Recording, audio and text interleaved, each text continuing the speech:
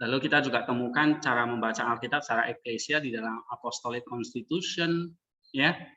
Nah, dan juga di dalam worship, misalnya Vesper, Matins, ya. Nah, itu ada pelajaran kitab sucinya. Misalnya di Matins baca 6 Mazmur itu, ya kan? Nah, lalu di Vesper baca Mazmur 104 atau 103. Nah, itu kita membaca kitab suci tapi di dalam konteks ibadah seperti itu. Nah, itu maksudnya apa? Ya kan? Nah, misalnya kemarin kita baca tentang kelahiran Kristus nih. Ya. Tentang kelahiran Kristus, lalu kita ketemu dengan ini. Misalnya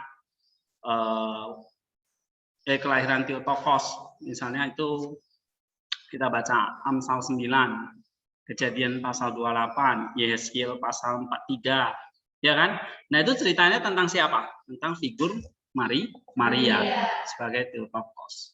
Misalnya Amsal tadi, dia sebagai hikmat, ya kan?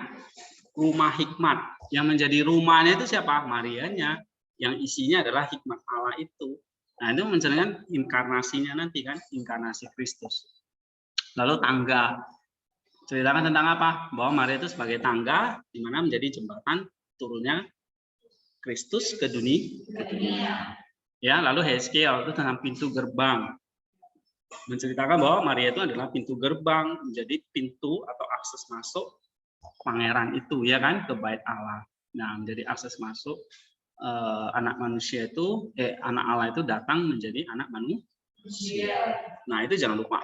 Ya tentang kelahiran Kristus kan juga begitu, kita baca Mika dan sebagainya, itu juga kaitkan dengan inkarnasi. Nah, hari ini kita mau lihat misalnya ada satu perayaan, ya. Jadi dalam perayaan-perayaan itu kan ada 12 perayaan besar, ya. 12 perayaan besar itu salah satunya adalah ini yang jatuh pada tanggal 14 September itu pemuliaan salib Kristus, pemberi kehidupan. Oke. Nah, nanti kita akan lihat waktu perayaan atau worship liturginya atau maksudnya ibadahnya pemulihan salib Kristus ini, gereja itu baca kitab sucinya apa?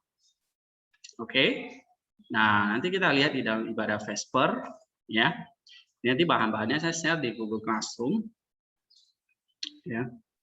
Nah, kalau kalian ada pertanyaan yang di Zoom, langsung aja ya. Oke. Ami udah hadir nih. Rando mana ya? Nah, kita lihat nanti Vespernya itu baca perjanjian lamanya itu seperti apa, karena kan kita fokus ke perjanjian lamanya, ya. Nanti kaitkan dengan pemuliaan salib Kristus. Nah, seperti apa pelayan atau sejarah pemuliaan salib Kristus ini, kita baca dulu ya, ini ya. Nah, ini ikonnya tentang salib Kristus. Oke. Nah, ada dua peristiwa berhubungan dengan salib Kristus, ya, yang diperingati oleh gereja. Pertama, ditemukannya salib pemberi kehidupan ini di Golgota, ya, pada abad keempat. Jadi benar-benar salib tuh yang kayu salib yang dimana menjadi tiang salib Yesus itu digantung. Lalu kedua, kembalinya salib itu dari Persia ke Yerusalem, ya. Nah, kaisar-kaisar pagan Romawi mencoba sepenuhnya menghapuskan ingatan umat manusia akan tempat-tempat kudus di mana Tuhan kita Yesus Kristus menanggung penderitaan dan dibangkitkan bagi umat manusia. Jadi selama 300 tahun pertama sebelum Konstantinus bertobat itu, banyak kaisar Romawi itu yang mencoba membinasakan umat Kristen, termasuk juga tempat-tempat kudus atau tempat-tempat suci di Yerusalem, di mana Yesus lahir, di mana Yesus dibunuh atau disalib, dan di mana Yesus bangkit. Itu semua tempat-tempat kudus itu dicoba dihancurkan dan digantikan dengan apa? Kuil-kuil pagan, ya. Nah, misalnya di Golgota itu kan tempat Yesus disalib, ya. Nah, oleh Kaisar Hadrian itu ditimbun dengan tanah, lalu di atas bukit itu dibangun satu kuil pagan, ya. Pagan ini artinya penyembah berhala untuk dewa Venus dan Jupiter. Sehingga orang-orang pagan bisa berkumpul dan berkorban kepada dewa-dewa mereka. Jadi memang sengaja untuk menghina itu. Ya. Setelah 300 tahun oleh pemeliharaan ilahi, tempat-tempat kudus ini yang tadi ya, yang di Bukit Golgota itu ya makam Tuhan tadi, dan salib pemberi kehidupan itu ditemukan lagi. Nah, istilahnya itu namanya salib pemberi kehidupan. Nanti ada ceritanya kenapa kok disebut pemberi kehidupan, ya. Di bawah pemerintahan Kaisar Konstantinus Agung, setelah kemenangannya pada tahun 312 atas Maxentius, penguasa wilayah barat Kekaisaran Romawi, di mana Allah memperlihatkan tanda salib berkemenangan kepadanya. Dan atas Licinius, penguasa wilayah timur, sehingga pada tahun 323 menjadi penguasa tunggal atas Kekaisaran Romawi yang luas. Jadi pada tahun 312, Kaisar Konstantinus mengalahkan Maxentius. Ya, kemudian juga itu kan Maxentius di wilayah barat, tapi dia juga mengalahkan Licinius di wilayah timur, sehingga Konstantinus yang dulunya di Inggris berpindahlah ke Roma menjadi penguasa tunggal. Nah, waktu kemenangan atas Maxentius tahun berikutnya tahun 313, Konstantinus mengeluarkan Edikta Milan atau Perjanjian Milan, ya, yang isinya itu intinya agama Kristen itu menjadi agama yang boleh dilakukan gitu ya, dan menghentikan penganiayaan terhadap orang-orang Kristen di wilayah barat. Licinius sekalipun telah menandatangani Edikta Milan dan dengan puas meneruskan penganiayaan terhadap orang-orang Kristen di wilayah timur, tetapi di Edikta Milan itu hanya wilayah Kaisar Romawi sebelah barat, tapi di sebelah timurnya masih dikuasai oleh siapa? Licinius. Nah, itu kekejian terus berlangsung, ya. Nah, lalu waktu waktu Kaisar Konstantinus ini berhasil ya mengalahkan Maxentius ini, ya, dan dia menjadi Kristen gitu ya. Konstantinus kepingin tahu kayu salib di mana Tuhan kita Yesus Kristus disalibkan. Ya, kenapa? Karena sebelum Konstantin menang lawan Maxentius itu kan dia kayak melihat tanda salib gitu loh. Pakai tanda itulah di mana engkau akan menang gitu. Bukan, perang salib itu tadi di abad ke-12 dan seterusnya. Ini cerita abad ke-4. Ya. Oke, ini Konstantinus. Jadi sekalian kalian belajar sejarah ya. Nah, karena dia pengen tahu kayu salib di mana nih Tuhan kita itu disalibkan, masih ada nggak nih kayu salibnya? Nah, lalu Kaisar ini ngutus ibunya ke Yerusalem. Ibunya namanya Helena atau Helen, ya, dengan sepucuk surat untuk Makarius yang adalah jadi uskup di sana. Lalu Ratu Helena memerintahkan penghancuran kuil pagan dan patung-patung berhala yang ada di Yerusalem tadi ya, di Bukit Golgota itu dihancurin. Nah, lalu dicarilah. Waktu cari, ada di situ ada orang-orang Kristen, salah satunya nanti ada orang yang bernama Yudas, ya, tahu tempat di mana salib itu terkubur. Nah, pas di bawah reruntuhan kuil Venus tadi, ya. Nah, lalu mereka menghancurkan kuil itu dan setelah berdoa mereka mulai gali tanah, ya. Nah, makam Tuhan ditemukan dan tidak jauh darinya ada 3 buah salib. Jadi di bawah reruntuhan itu, di bawah tanah itu, di bawah kuil itu, kan tadi salibnya udah tertimbun tuh. Akhirnya jadi bukit terus dibangun kuil kan. Nah, kuilnya dihancurkan, tanahnya itu digali, ketemulah 3 salib. Ya, tapi salib yang mana ini? Kan waktu Yesus disalib itu kan iya, ada 2 orang pencuri kan.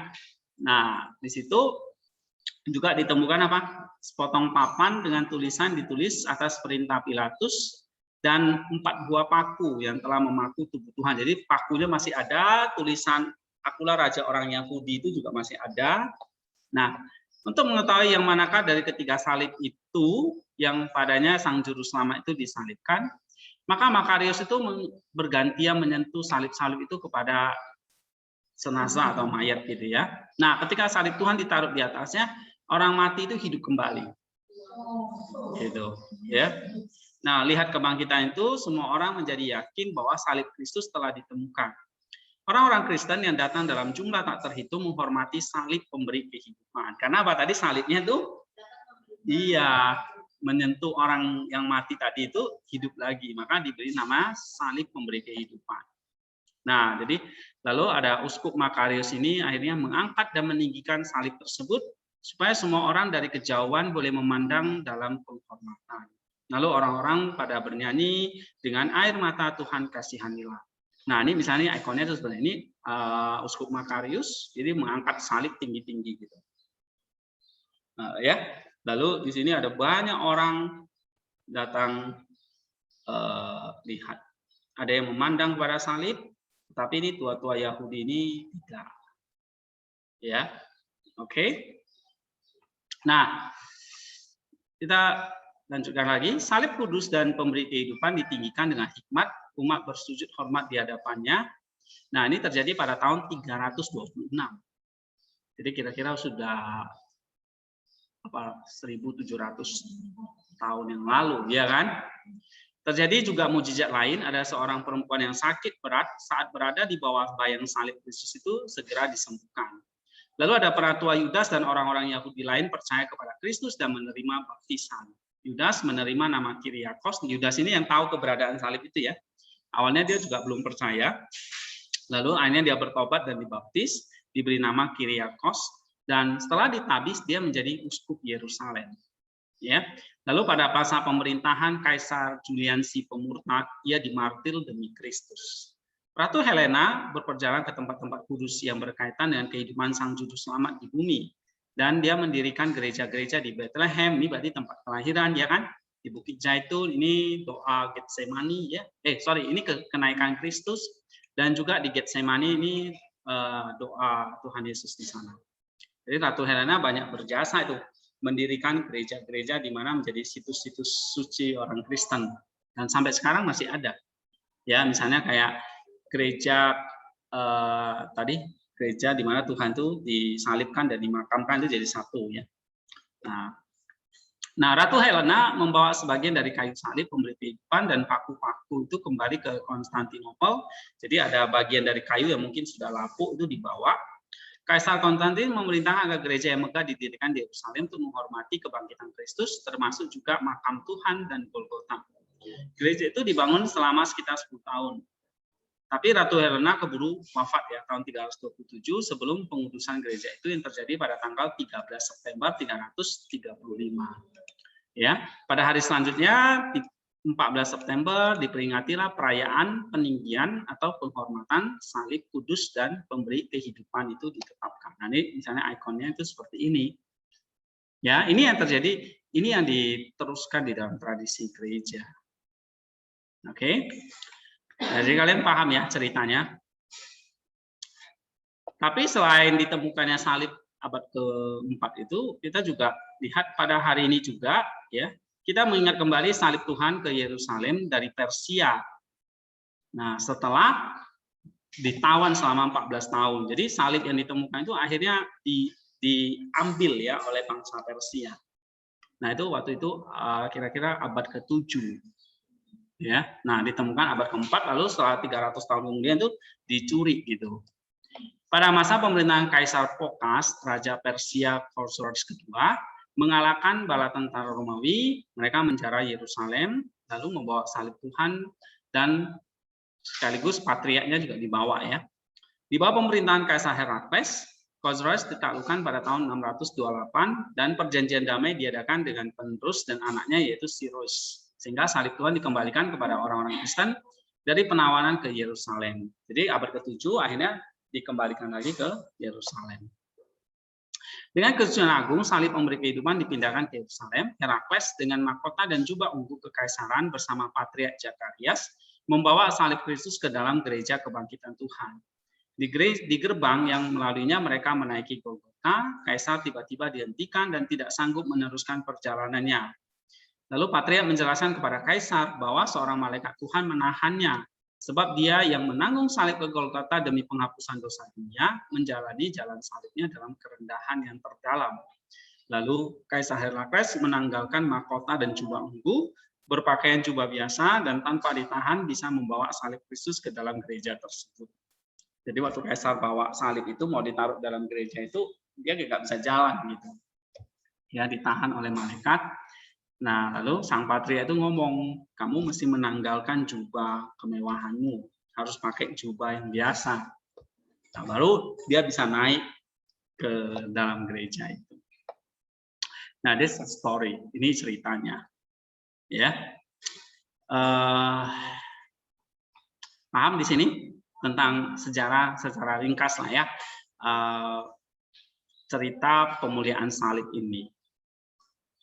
Nah, ketika ini diperingati di dalam ibadah, jadi bukan cuma cerita gitu ya, tapi mereka memperingatinya secara ibadah, misalnya di dalam ibadah Vesper, kita lihat di sini, kita kaitkan dengan perjanjian lama ya. Di dalam Vesper, gereja membaca, nah ini sebelum ke situ ya, di dalam Vespernya itu dinyanyikan tuh begini ya. Salib itu ditinggikan, ya, salib itu ditinggikan, dan itu mengundang semua ciptaan itu untuk tadi ya memujinya ya kan, gitu. Sebab apa? Sebab inilah satu simbol di mana itu adalah penderitaan Tuhan. Salib itu kalau kita memandang salib itu berarti apa? Ini adalah the patience of the Lord. Ya, di mana Tuhan yang menderita itu diangkat, disalibkan di situ katanya. Ya, ketika dia dirobek, ketika dia dibunuh, itu di situ, di kayu itu. Ya, dia memberikan hidupnya kepada kita, mati, tapi membuat kita itu jadi beautiful. Membuat kita itu jadi beautiful. Beautiful tahu ya apa? Indah, cantik. Ya, oke, dia memberikan kita menjadi warga kerajaan surga dengan penderitaannya, dengan kasihnya, ya, sehingga waktu menemukan nih salibnya itu kembali apa? Pantaslah kita bersuka cita, ya, seperti salib yang ditinggalkan itu semua orang kayak di dalam ikon tadi itu, semua orang apa? Memuji gitu di sini. Ya, nah ikon yang lebih tua lagi itu seperti ini.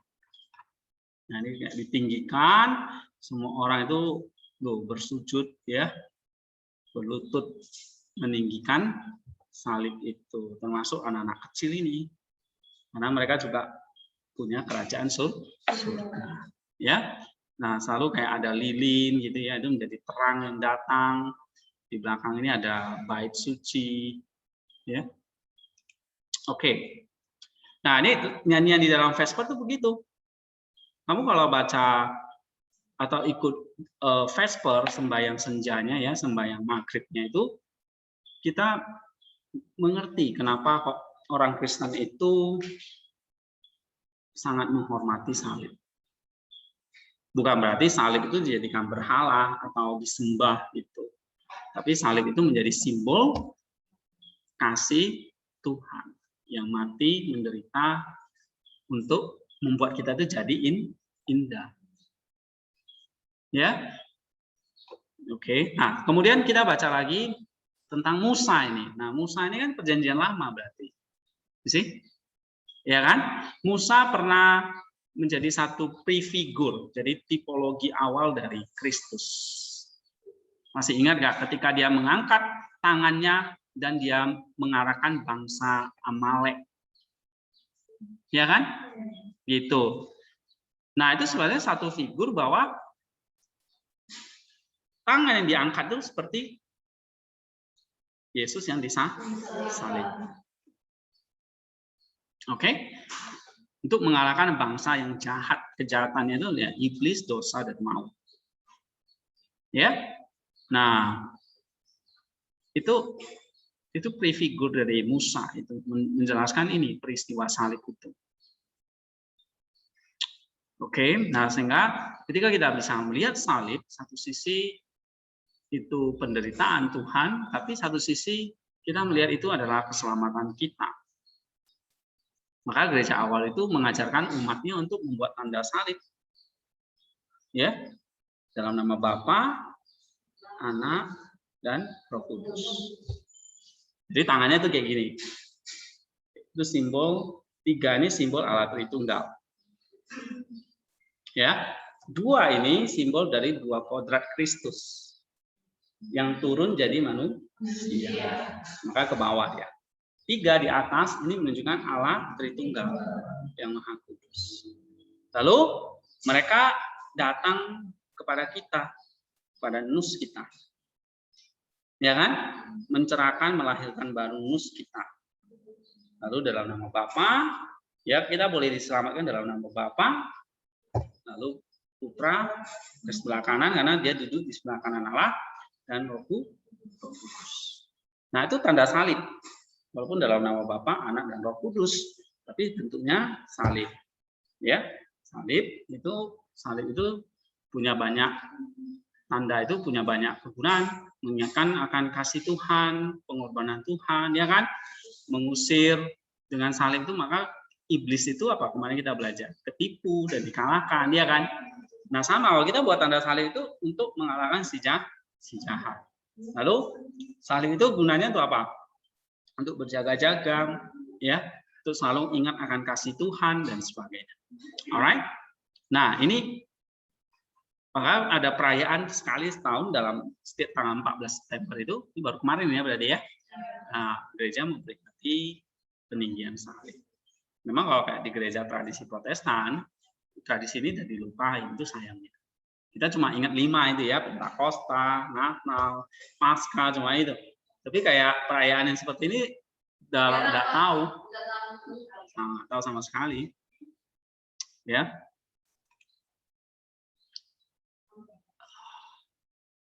Oke. Nah, kalau kita lihat di sini salib, ya, yang dihormati lah ya oleh semua, dikagum ya. Kemudian yang ditinggikan sekarang justru meninggikan manusia, dia kata exalt everyone. Ya, maka salib itu ditinggikan, menunjukkan kemenangan atas kuasa maut. Oke. Ya. Nah, maka kita nggak boleh malu sebetulnya membuat tanda salib itu.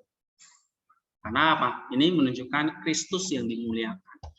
Kristus yang sudah menang atas dosa dan maut. Alright. Oke, ini ya. Ini lagu-lagunya, nanti kita bisa baca. Nah, sekarang kita lihat ini, Keluaran 15, cerita tentang Musa, ayat 22 sampai 27. Coba bacakan satu orang.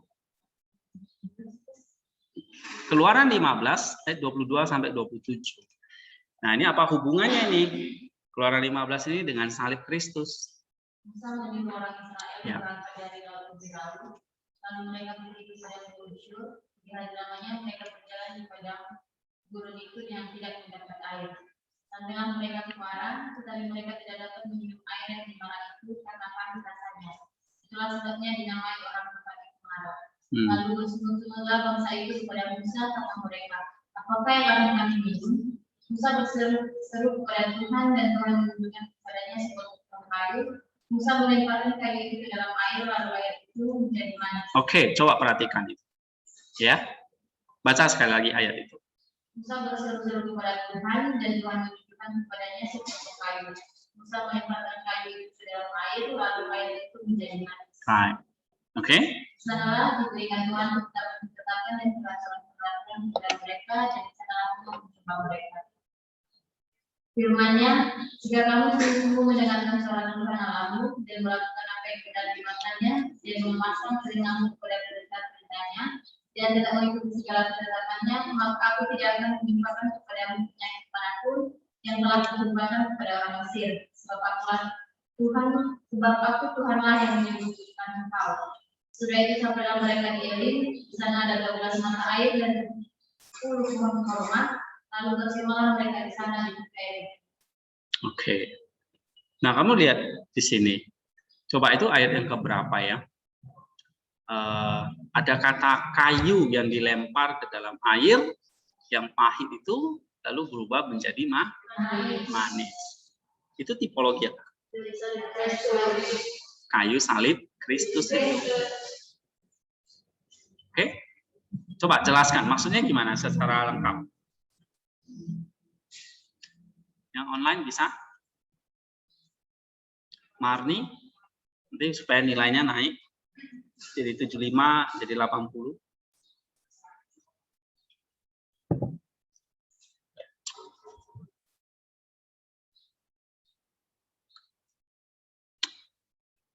Kan tadi udah baca Keluaran 15 kan? Nah, apa hubungannya tadi dengan salib Kristus? Ada yang bisa jawab nggak? Saya lagi buka web box dulu nih. Itu tadi ayat keberapa? 15 tadi? Hah? 25. Oke, coba kita buka ya. Keluaran 15. Coba semua buka web box-nya. Yang kalian lihat apa di slide ini? Web box ya? Halo, yang online masih Iya, hidup? Pak.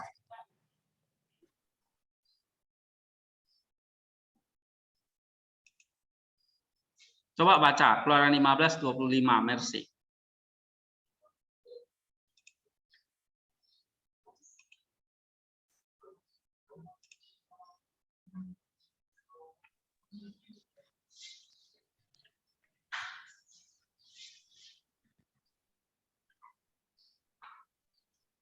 Atau Marni. Coba baca ayatnya. Kalau bisa bahasa Ibrani-nya coba baca. Coba kita baca Ibrani-nya ya. Keluaran 15 25 ya. Coba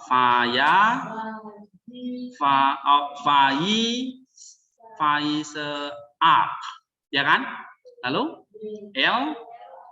Yehova apa? Fayorehu. Lalu apa? Yehova lah itu ya. Terus belum buka ya Bible box-nya. Oke. Lalu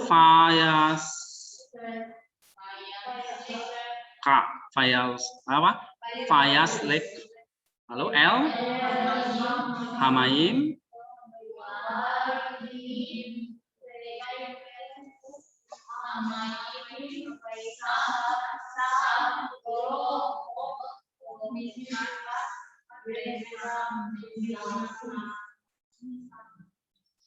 Oke. Nah, hubungannya apa dengan peninggian salib tadi?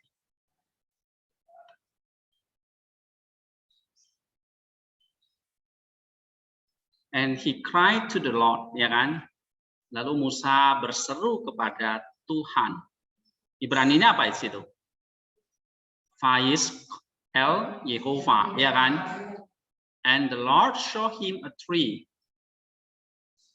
Fayarehu, Yehova, Fayarehu itu apa? Menunjukkan, ya kan? Lalu Tuhan show him, menunjukkan apa di situ bahasa Yunani, bahasa Ibraninya pohon apa? Atau kayu? Iya, ets. Sade itu kan? Ets. Artinya kayu. Coba lihat Septuagintanya apa? Kata kayu di situ. Edeven auto kurios sulon.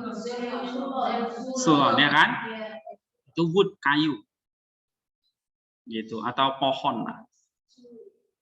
Lah, kok tiba-tiba ini ada air yang pahit, tapi Tuhan bilang, lihat, dia kasih sepotong kayu gitu loh. Dia kan aneh kan? Lalu disuruh lempar ke kayu itu ke dalam air. Ya, and he threw it into the water. Berarti apa bahasa Ibrani di situ? Fayaslek Hamaim. Hamaim ya kan? Hamaim itu apa? Ke dalam air. Lempar apa? Lempar kayu itu ke dalam air. Nah, lalu And the water became sweet. Nah, ini mukjizat terjadi. Coba apa bahasa Ibrani-nya? Air itu menjadi manis. Apa? Iya, Vaismehu. Lalu Hamaim ini ya, air itu menjadi manis. Lalu there the Lord made for them a statue. Lalu di sanalah Tuhan membuat untuk mereka sebuah apa namanya? Statue. Statue itu berarti di sini patung atau dalam hal ini yang lain terjemahkan ketetapan. Ya kan? Apa? Ketetapan. And ordinance. There he proved them, dan di sanalah ada aturan yang Tuhan tetapkan. Ya kan? Nah, kamu lihat di sini ada regulation di kayu mata dan krisis dan penghakiman kalau Septuaginta terjemahkan. Jadi di sanalah Tuhan membuat mereka itu apa? Tetapan dan aturan kepada mereka, ya. Dan di sana ya. Right. Lalu hubungannya tadi apa? Antara air manis, air yang pahit dengan air manis?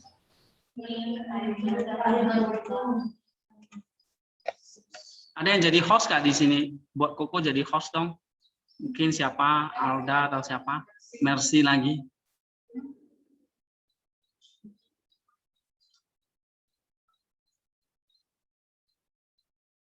Oke, thank you.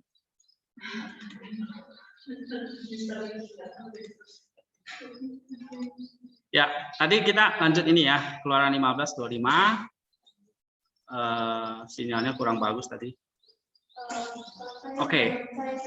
Sepotong kayu itu dilempar ke dalam air, lalu air jadi manis. Maksudnya gimana? Kalau menurut saya antara kayu dengan air dan kemudian itu ditujukan sebagai lambang dari salib Kristus. Kalau ngantuk cuci muka ya. Saya nggak mau lihat muka-muka ngantuk di kelas. Salib Kristus.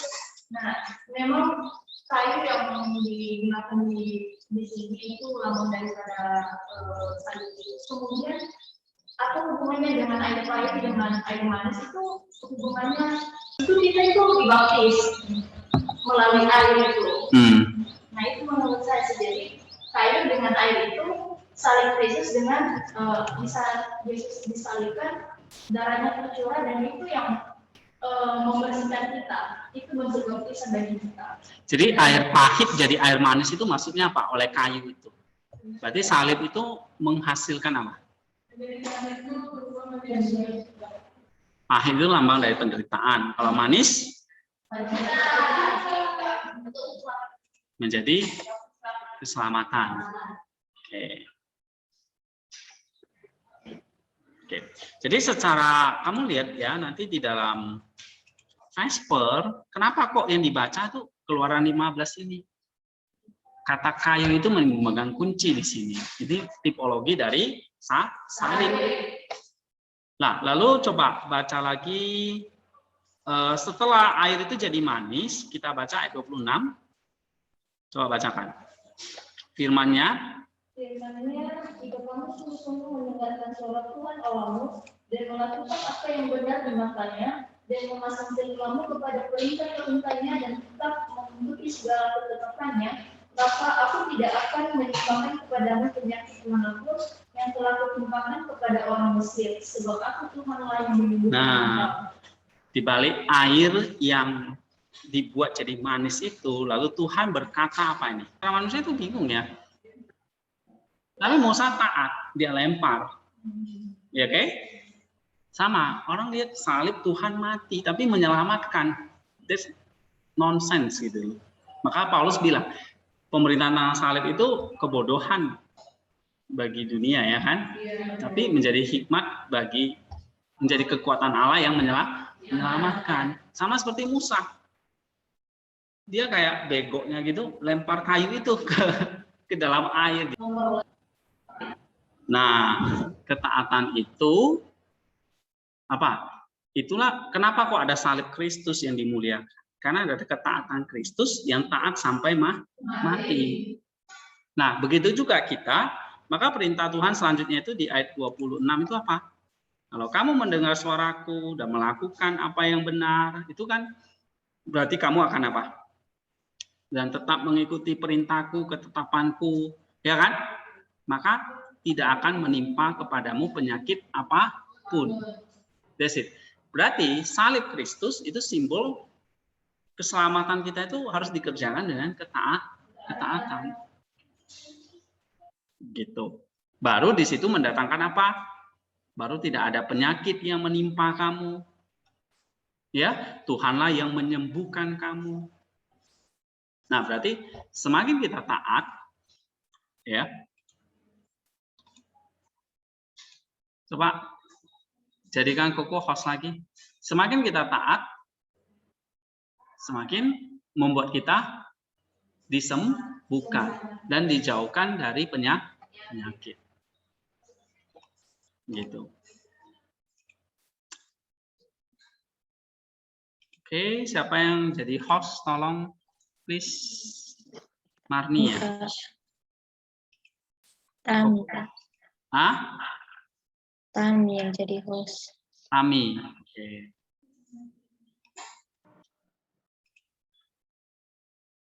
Pak Andro, kamu ikut kuliah aja deh. Ini keluar masuk terus. Jadikan Koko host dulu.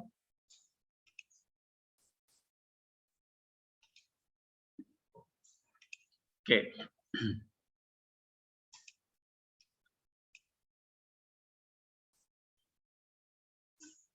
Oke, jadi tadi apa hubungannya salib dengan ketaatan tadi? Coba yang online tuh nangkep nggak? Marni tadi apa? Ngomong apa? Hubungannya tadi? Gak kedengaran kok, tadi putus-putus. Oke, sorry. Salib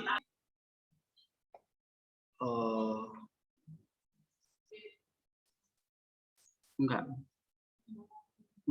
Nah, salib, ada salib Kristus, di balik salib itu apa? Ketaatan Kristus sampai mati. Maka salib itu bisa, kayu itu bisa mengubah yang manis jadi salah, yang pahit jadi manis gitu loh. Ya. Iya, kok bisa kayu itu mengubah yang pahit jadi manis? Karena di situ ada ketaatan Kristus. Nah, kamu lihat di sini ada hubungannya itu dengan penyakit, lalu kesembuhan. Berarti ketaatan Kristus itu mengalahkan dosa, karena dosa itu ketidaktaatan. Ya kan? Berarti salib itu bisa mengalahkan dosa karena ketaatan tadi. Lalu dari ketaatan itulah mendatangkan apa? Apa tadi, penyakit itu disingkirkan. Penyakit apa? Penyakit dosa. Ya. Lalu di situ kamu disembuhkan. Nah, ini artinya apa? Kita bukan hanya jadi orang yang taat secara moral, ya, atau secara jiwa, tetapi secara roh kita juga disembuhkan. Jadi, penyakit bisa menimpa secara tubuh, bahkan mungkin penyakit jiwa, ya. Tapi lebih penting dari itu apa? Kesembuhan secara roh. Nah, itu ketaatan itu. Ya, tadi saya bikin artikel itu ada 2 macam yang selalu menimpa tentang kemalangan. Kemalangan itu bisa menimpa, ada 2 macam. Bisa menimpa orang yang benar atau orang yang berdosa. Ya, penimpa kemalangan yang menimpa orang benar itu bisa terjadi karena kita memang taat kepada Tuhan. Gitu. Kita bisa mendapat kemalangan walaupun kita misalnya sudah taat nih sama Tuhan. Walaupun bisa dapat kemalangan. Ya, tapi kemalangan itu adalah satu ketaatan kita sebetulnya. Ketaatan kita yang memang mendatangkan apa? Pada akhirnya. Waktu kita mengalami kemalangan itu kayak kita minum air pahit. Sih, ya. Tapi kamu lihat, dengan ketaatan berarti kita tuh kayak sekarang sedang memikul salib itu loh. Nah, dimana kalau salib itu disentuh kepada air, maka air yang pahit itu, yang malang itu berubah jadi yang manis. Yang manis itu artinya apa? Tadi, penyakit disingkirkan, kamu disembuhkan. Nah, penyakit itu berarti dosa tadi, disembuhkan itu berarti tadi kita semakin mengalami yang namanya teosis itu. Ya. Maka kata Rasul Paulus kan dalam 2 Korintus 4 itu kan dia katakan 2 Korintus 4 ayat 16, kemalanganmu atau penderitaanmu yang kamu alami itu belum seberapa dengan kemuliaan yang akan kamu peroleh. Coba kita baca ya. 2 Korintus 4 ayat 16 sampai 18. Sebab itu kami tidak tawar hati, tetapi meskipun manusia lahiriah kami semakin merosot, namun manusia batinnya kami dibaharui dari sehari ke sehari. Sebab penderitaan yang sekarang ini mengerjakan bagi kami kemuliaan Engkau yang melebihi segala-galanya, jauh lebih besar daripada penderitaan kami. Sebab kami tidak memperhatikan yang kelihatan, melainkan yang tak kelihatan, karena yang kelihatan adalah sementara, sedangkan yang tak kelihatan adalah kekal. Right, gitu. Nah, dari situ tadi ada apa hubungannya tadi nanti dengan kesembuhan tadi itu di ayat yang kamu baca. Manusia lahiriah kami merosot, batinia kami diperbaharui. Itu dia. Itulah kesembuhan yang terus menerus. Sampai kapan? Ayat 18 kamu baca. Sampai iya, sampai kamu nanti ayat 17 ya. Sampai kamu memperoleh kemuliaan yang kekal. Bahkan jauh lebih besar daripada kemalangan atau penderitaan. Ya. Jadi kamu lihat kayak Kristus yang disalib itu dia itu kayak kelihatan kalah, menderita ya kan? Mati lah. Nah, tapi justru itulah air pahit yang dia minum yang mengubah itu menjadi air yang manis. Oke, karena kayu tadi. Tapi kayu itu simbol ada Kristusnya. Kalau nggak ada Kristusnya percuma. Gitu. Ya, ada pertanyaan sampai di sini? Atau ada feedback dari kalian? Gimana? Kepikirkan nggak baca tadi ulangan Keluaran 15 dengan salib Kristus? Hah? Hah? Pak, bagaimana orang yang tidak bisa menerima tipologi itu? Maksudnya kan ada dari berbagai pihak yang menyampaikan firman Tuhan pertemuan tapi tidak melihat dari tipologi. Karena ada yang menganggap tipologi itu hanya mengasumsikan segala sesuatu yang terjadi misalnya di perjanjian lama itu ditarik ke perjanjian baru. Tetapi mereka lebih percaya kepada konteks sejarah dari ayat itu berbicara. Iya, ya ini kembali lagi ke tadi masalah hermeneutik sebetulnya. Ya, kalau kita mau lihat sejarahnya, kitab suci itu lahir ada misalnya ya kitab Musa ini ditulis ada untuk apa? Ada nggak hubungannya Musa itu dengan Kristus? Kalau menurut tafsiran itu nggak ada. Musa ya Musa, Yesus ya Yesus gitu kan. Tapi kalau coba lihat transfigurasi itu, ada Musa nggak yang muncul? Nah lalu apa hubungannya dengan Yesus? Contoh ya Musa ini yang perjanjian lama ya, atau Elia mewakili nabi-nabi. Berarti apa yang ditulis di perjanjian lama oleh Musa misalnya itu prefigur dari Kristus semua. Ya. Dan itulah kitab suci itu ada memang yang ditulis untuk menuntun kita kepada iman yaitu kepada Kristus gitu. Ya. Bukan berarti kalau kita lihat sejarahnya saja itu udah pasti keliru, enggak. Justru kita mesti lihat konteks sejarahnya. Tapi di balik konteks sejarah itu ya itu mengandung apa? Sebuah teori ya atau sebuah spiritual meaning gitu. Ya. Nah, apa spiritual meaning-nya? Nah, kan kita udah pelajari ya bahwa baca kitab suci itu secara Christ center, eklesial, ya.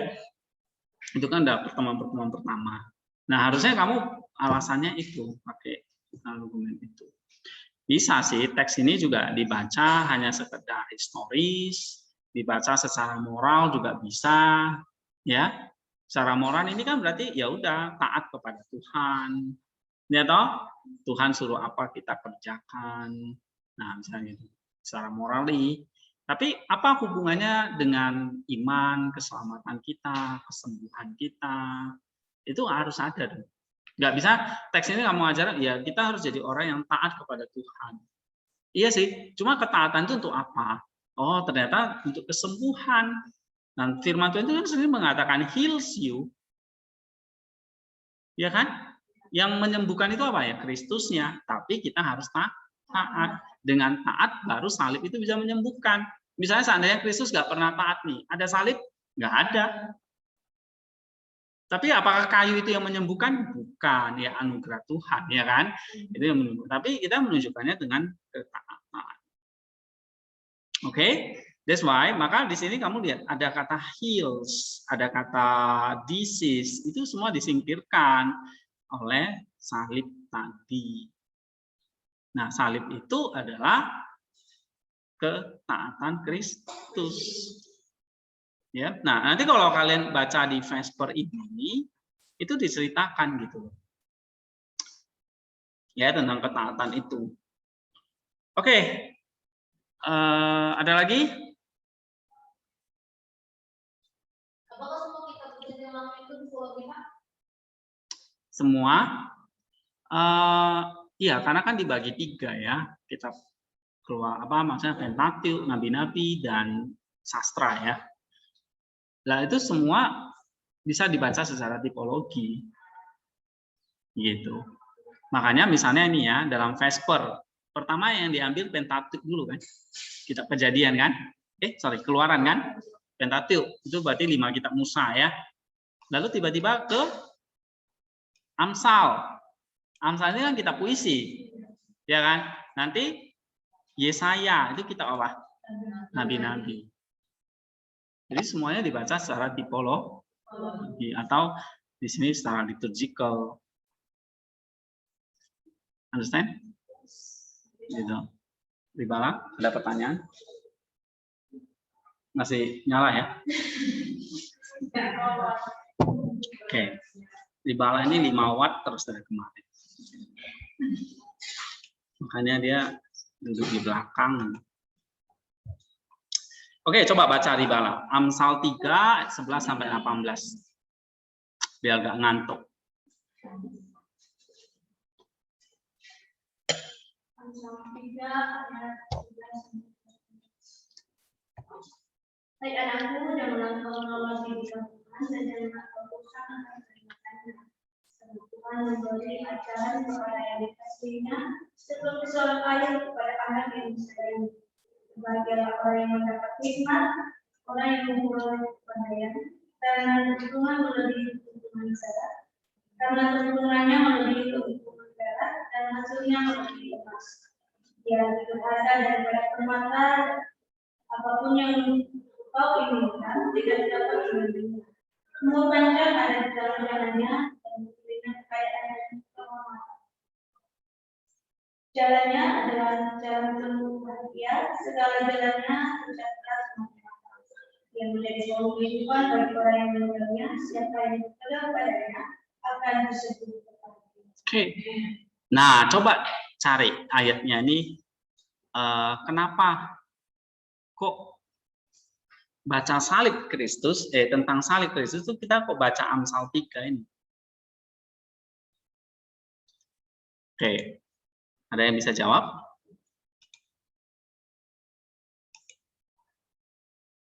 Kenapa ini kok tinggal 3 orang? Mercy, yang lain di mana?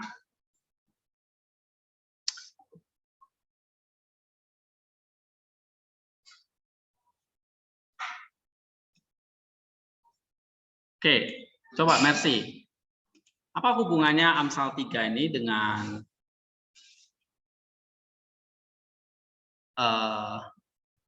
salib?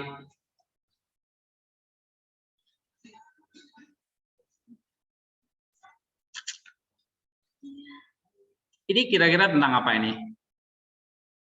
Amsal 3 ini. Menurut aku suka ya. Hmm. Di pasal 18 itu kan dia mengatakan yang menjadi pohon itu kan bagi orang yang memegang. Jadi pohon itu kan salib itu kan terbuat dari kayu. Jadi pohon itu kan salib itu kan terbuat dari kayu. Jadi pohon di sini dinamakan sebagai salib Kristus. Jadi ketika kita berpegang kepada salib Kristus itu, kita akan berbahagia, karena kita akan disembuhkan. Oke. Apa hubungannya tadi dengan ada kata hikmat di situ?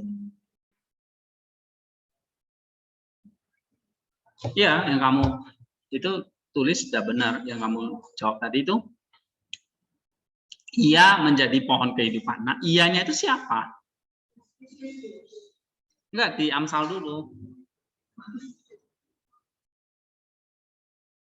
Coba kita lihat teks aslinya kan, terjemahan Inggrisnya, she is a tree of life. Ya kan? Dia menjadi pohon kehidupan.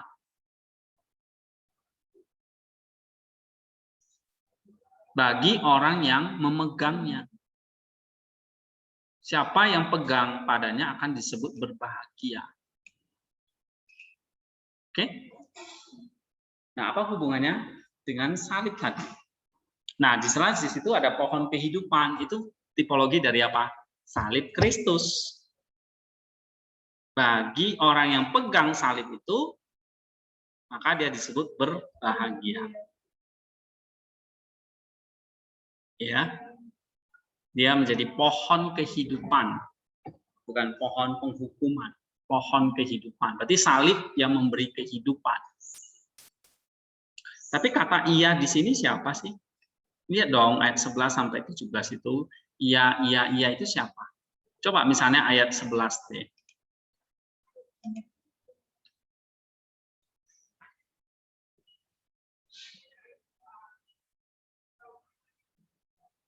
(11, 12) mendengar didikan Tuhan. Berbahagialah orang yang mendapat hikmat, orang yang memperoleh kepandaian. Jadi ini bicara tentang apa? Hikmat. Ya, orang yang hikmat itu adalah orang yang apa? Di situ dikatakan.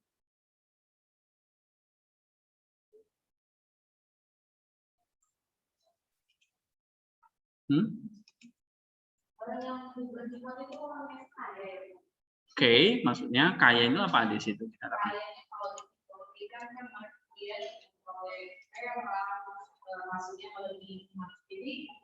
Kalau saya sih Pak,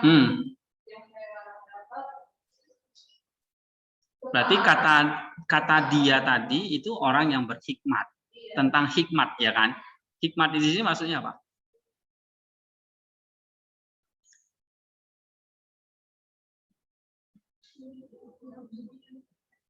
Hah? Hikmat adalah mereka yang memperoleh hikmat adalah orang yang memperoleh kepandaian. Keuntungannya melebihi perak dan emas. Kita tahu inilah melebihi dari segala hal yang jasmani, ya. Ini bicara kemuliaan yang kekal itu tadi. Lebih berharga dari permata dan sebagainya. Umur panjang ada di tangan kanannya, kamu lihat ya kan? Tangan kirinya kekayaan kehormatan. Ini bicara tentang keselamatan. Jalannya jalan penuh bahagia, jalan sejahtera semata-mata, gitu. Nah, ini sekali lagi ini bukan bicara soal kalau kamu berhikmat kamu bakal jadi orang kaya secara materi. Ya, gitu. Tapi ini bicara mulai dari, coba lihat ayat 11. Janganlah engkau menolak didikan Tuhan. Janganlah engkau bosan akan perintahnya. Karena Tuhan memberi ajaran kepada yang dikasihnya, seperti seorang ayah kepada anak yang disayang. Jadi ini bicara sekali lagi tentang apa lagi? Ketaatan pada perintah Tuhan. Itulah yang akan membuat kamu orang berhikmat. Nah, dari kamu orang yang berhikmat, kamu akan memperoleh tadi keuntungan-keuntungan tadi. Maka ayat 18, ya, orang-orang yang berhikmat ini, ia di situ menjadi pohon kehidupan. Berarti orang yang taat tadi kan artinya apa? Orang yang memikul salib. Dialah yang disebut dengan orang yang berhikmat. Nah, orang yang berhikmat inilah pohon kehidupan. Artinya hikmat itu, ketaatan itu menjadi pohon kehidupan. Ya. Dan kalau itu dikatakan pohon itu artinya apa? Kamu salib itu artinya apa? Di balik salib itu ketaatan. Ya, ketaatan itulah kayak menjadi pohon kehidupan. Berarti kalau kita lihat salib, ada Kristus di situ, itulah Kristus yang taat sampai mati itu. Nah, lalu itu kayak menjadi hikmat bagi Allah, ya, untuk menyelamatkan kita. Coba kita lihat 1 Korintus pasal yang ke berapa itu ya? 1 ayat ke 18. Sebab pemberitaan tentang salib memang adalah kebodohan bagi mereka yang akan binasa. Tetapi bagi kita yang diselamatkan, pemberitaan itu adalah kekuatan Allah. Ayat 19. Karena ada tertulis, aku akan membinasakan hikmat orang-orang berhikmat dan kearifan orang-orang bijak akan kulihatkan. Nah, gitu. Jadi kalau orang memandang salib itu adalah satu kebodohan, pemberitaan salib itu kebodohan, tapi bagi kita itu justru apa? Tuhan membinasakan mereka yang dianggap mereka sudah berhikmat padahal tidak. Ya, ayat 20 coba baca. Di manakah orang yang berhikmat? Di manakah ahli Taurat? Di manakah pembantah dari dunia ini? Bukankah Allah telah membuat hikmat dunia ini menjadi kebodohan? Oke, 21. Oleh karena dunia dalam hikmat Allah tidak mengenal Allah oleh hikmat. Maka Allah berkenan menyelamatkan mereka yang percaya oleh kebodohan pemberitaan Injil. Nah, ya. Nah, jadi kamu lihat di situ. Salib yang bagi dunia itu kebodohan, tetapi bagi kita itu adalah hikmat Allah. Ya, nah bagi kita salib itu artinya salib itu kalau itu hikmat, bagi kita itu berartinya apa hikmatnya itu? Tadi dengar didikan Tuhan, berarti taat. Ya, jadi salib itu bukan cuma dipakai jadi kalung mempercantik kita secara jasmani, tapi juga apa? Secara rohani. Artinya apa? Kita jadi orang yang berhikmat, berarti jadi orang yang taat. Disitulah artinya kita itu sedang memegang pohon kehidupan. Karena ketaatan itu sama dengan salib Kristus. Ya, cukup ngerti ya? Oke. Dari Alda ada yang mau ditambahin?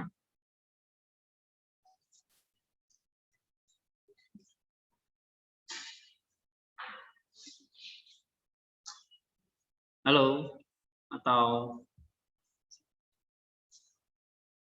Mercy, Marni, Tami kemana ya?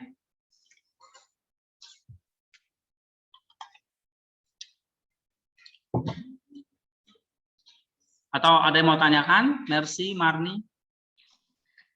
Nanti Marni dengerin recording lagi ya kok, soalnya putus-putus tadi, keluar masuk.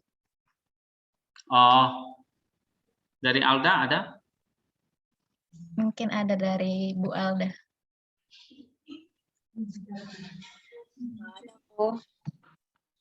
Sinyalnya bagus nggak di sana? Suara saya jelas nggak sih? Putus-putus kayak Marni. Oh, Kami iya, berdua Pak. kerjasama. Ya nggak apa. Ini soalnya saya udah pakai ini kota sendiri, jadi aman, nggak putus lagi. Ya.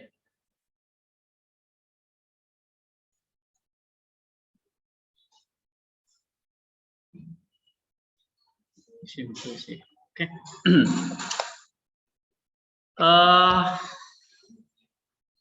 Sampai mana kita tadi? Ada pertanyaan nggak ada ya? Oke. Tadi kaitannya dengan Amsal, berarti tadi ini ya. She is a tree of life for all who cleave to her.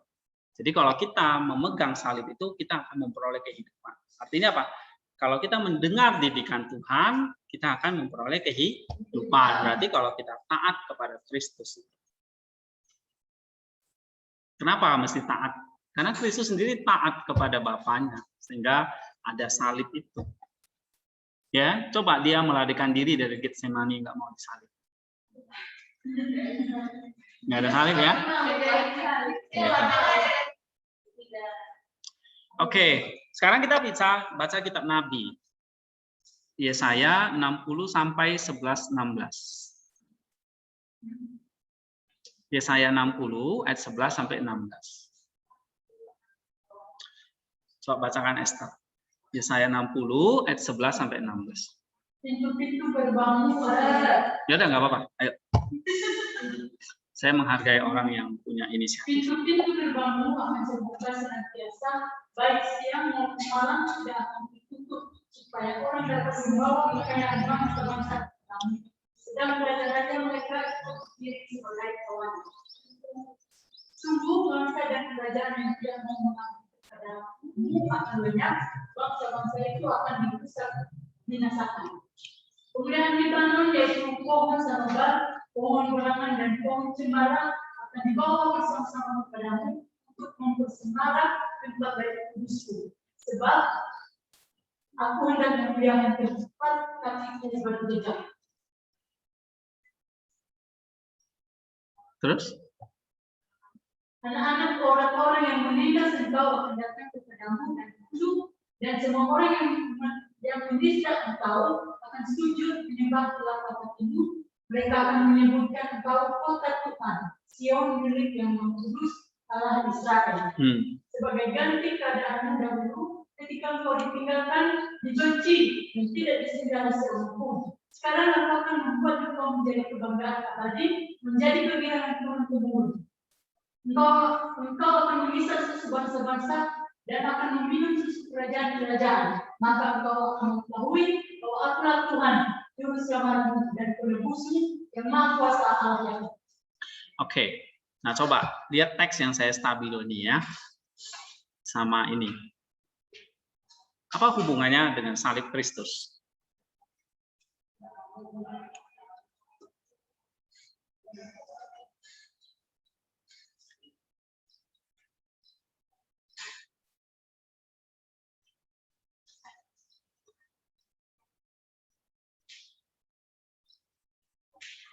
Karena kalau ditanya, pura-pura serius. Ya.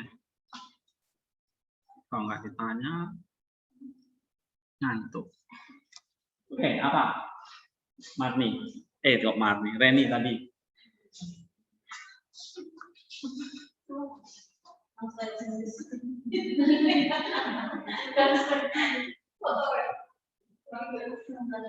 Apa Reni?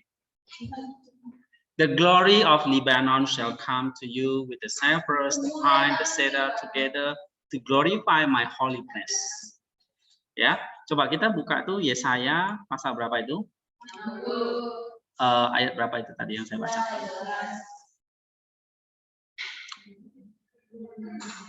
Oke.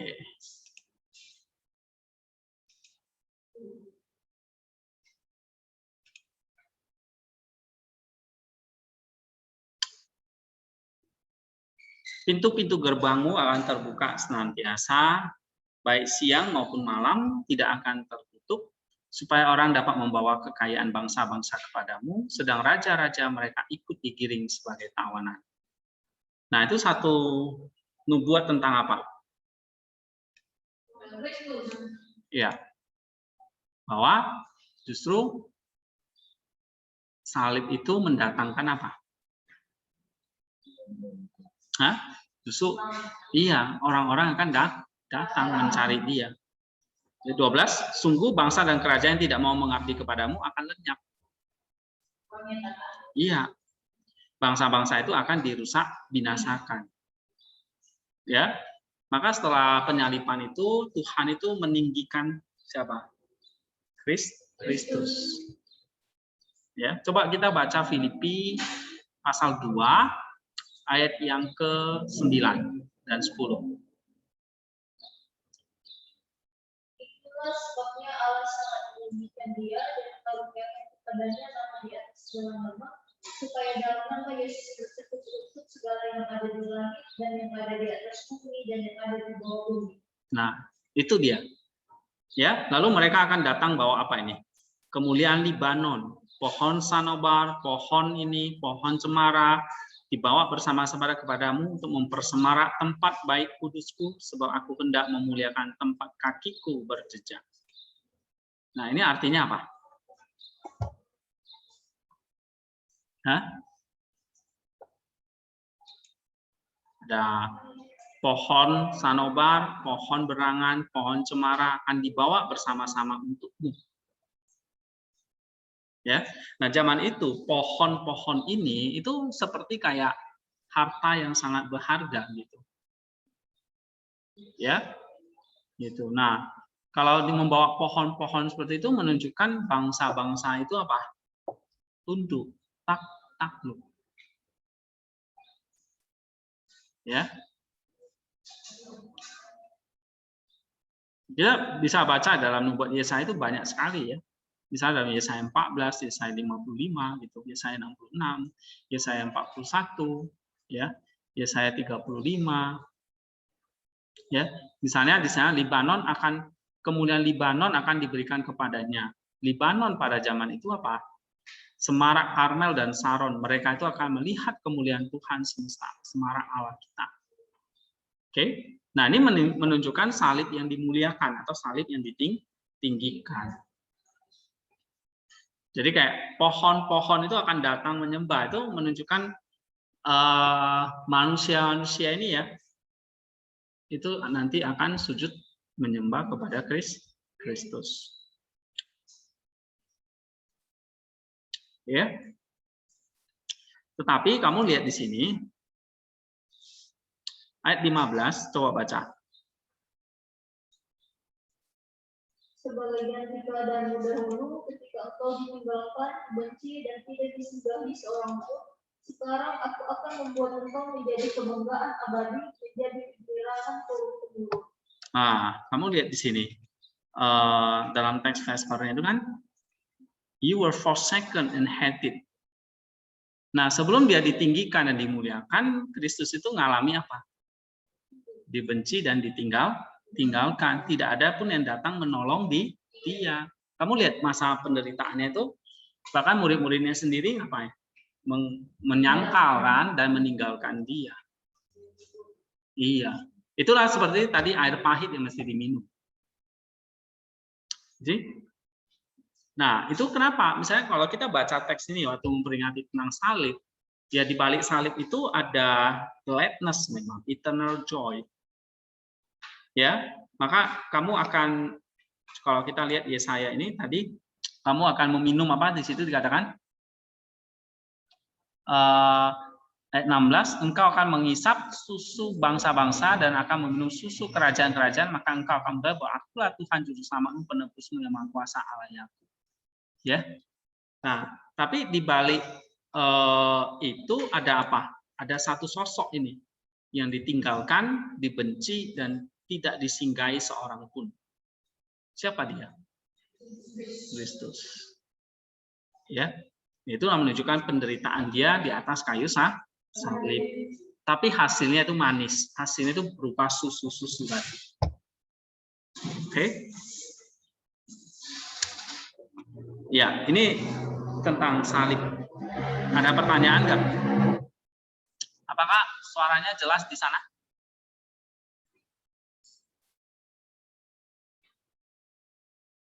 Nah, maka di sini dikatakan, you shall drink the meal of the Gentiles and eat the well of kings. Ya. Nah, ini yang dinubuatkan oleh Yesaya bahwa ketika salib itu dimuliakan atau dimenangkan. Ada pertanyaan nggak? Suaranya jelas, udah jelas di sana. Merci, Marni, Alga. Jelas, Pak. Oke. Di sini ada pertanyaan? Jelas? Tentang salib. Nah, misalnya kalau nanti kalian mau eksegesis ayat ini, misalnya tadi ya, yang Yesaya itu boleh ya. kaitkan dengan salib.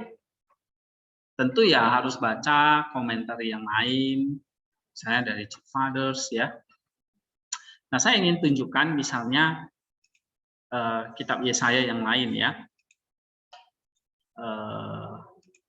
Kita baca, kalau kalian baca di WordPress saya itu mulai tanggal 1 Agustus sampai 31 lah ya. Itu bahas tentang satu ayat tentang Yesaya itu. Nah, saya ingin baca beberapa ayat buat kalian ya, sebagai contoh.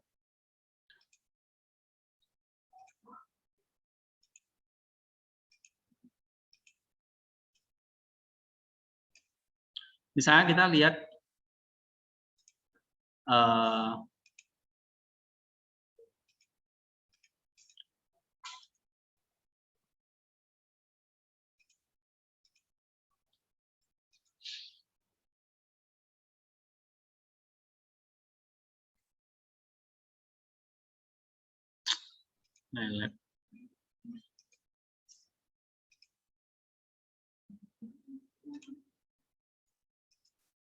ini tadi udah dibuka nih. Kenapa lagi?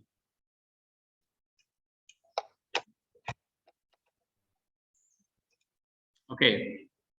Nah, misalnya kita baca Yesaya 61 ayat 1 sampai 2. Coba bacakan. Ya. Atau lihat Alkitab aja. Ini kenapa ini? Roh Allah ada padaku, berkata-kata yang telah mengutus aku untuk menyampaikan kabar baik kepada orang-orang sengsara, dari merawat orang-orang yang berhati hati, untuk memberitakan kebebasan kepada orang-orang tawanan, dan kepada orang-orang yang dikurung kelepasan dari penjara, untuk memberitakan kamu rahmat Tuhan dan hari pembalas salah kita, untuk menjemput semua orang bersama. Oke, sekarang kita coba lihat Ibraninya. Yesaya tadi berapa? Yesaya 61 ya. Ayat 1 dan 2.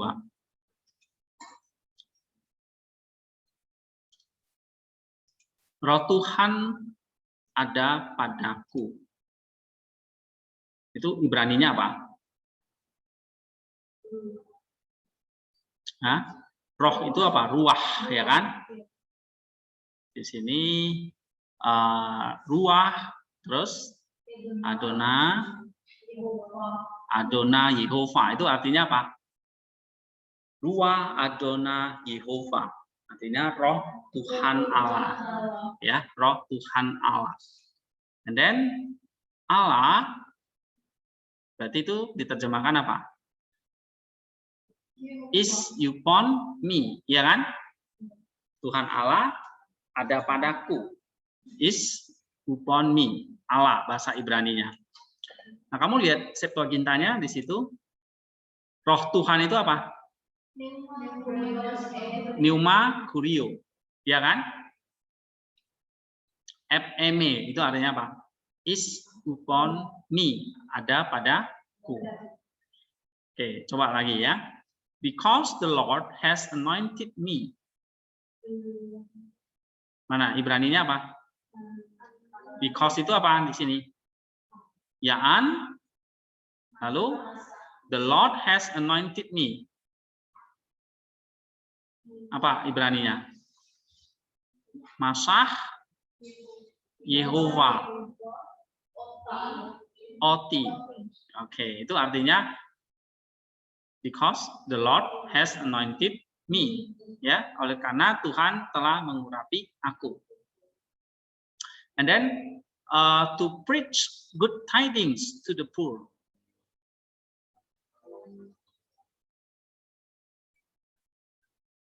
Atau di situ untuk menyampaikan kabar baik kepada orang-orang sengsara. Ya. Apa Ibraninya di situ? Lebaser, Ana, apa? Anaim, Selah, iya, Selahani. And then kalau Septuagintanya apa? Tuhan telah mengurapi aku. Di situ dikatakan apa? Hah? As a Christian itu mengurapi kan? Eneken, a Christian me, ya kan? Sebab Tuhan mengurapi aku. Lalu dikatakan to bring good tidings to the afflicted. Berarti evangelisastai, pertokois, ya, untuk membawa kabar baik kepada orang-orang miskin atau orang-orang sengsara, afflicted, ya. Oke, bisa ikuti ya. Ini kita langsung dua bahasa ya. Anggap ini kayak eksegesisnya. Jadi kita belajar terjemahin. And then kalau saya katakan he has sent me to bind up the broken hearted, atau he has sent me dulu. Apa? Ya, dia telah mengutus aku.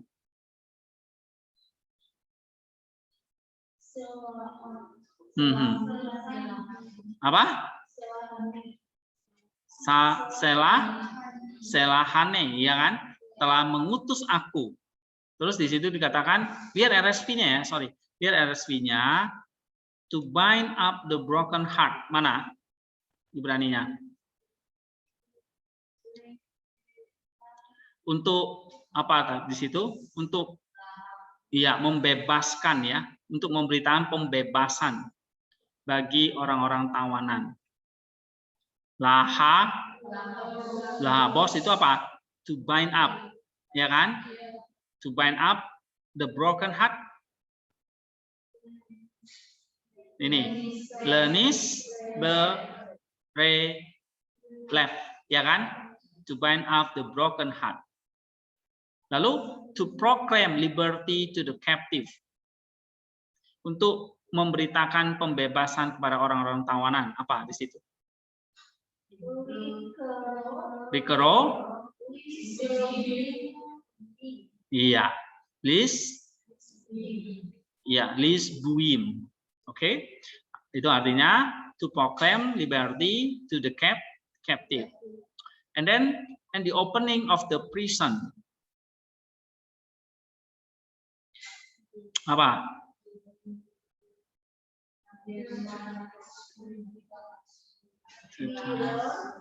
Ya. Sorry. The opening of the prison to those who are bound. Artinya kepada orang-orang yang terkurung sekarang terlepas dari penjara. Ya, terlepas itu kan kata ini ya. The rod, lalu baru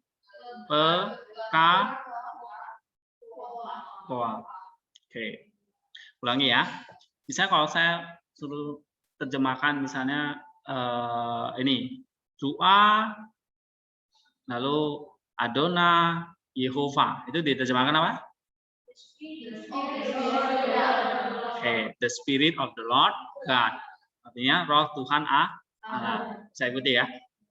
And then is upon me, apa di situ? Allah. Ya kan? Allah. And then kalau saya katakan because the Lord has anointed me. Yaan masa Yehova Oti. Ya. Karena Tuhan telah mengurapi aku. Untuk apa? To bring good tidings to the afflicted. To bring apa? Lebaser, ya kan? Artinya untuk membawa good things, good tidings. Apa? Ini. Oh, sorry, ini ya. Untuk membawa hal-hal yang baik. Ini ya, lebaser. LSV-nya menerjemahkan gitu. Kepada orang-orang yang sakit, yang menderita.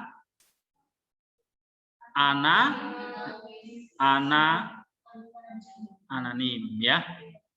And then he has sent me. Selahani itu artinya he has sent me. Ya kan? Itu satu kata doang karena ada suffix kan? Oke, jadi belajar Ibrani lagi ya. Nah, eksegesis mau nggak mau kembali lagi ke Ibrani. Artinya dia mengutus aku. Lampau ya kan? Perfect. Kalau perfect. Lalu laha seh itu artinya apa? To bind, betul. Untuk mengikat. Ya kan? Lalu the broken hearted. Orang-orang yang remuk hati. Apa itu? Itu. Lenis break left.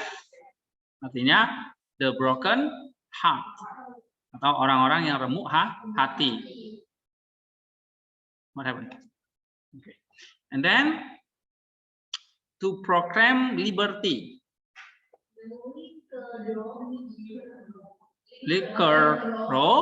Liberty-nya apa? To proclaim liberty. Oke. Okay. Lalu to the captive.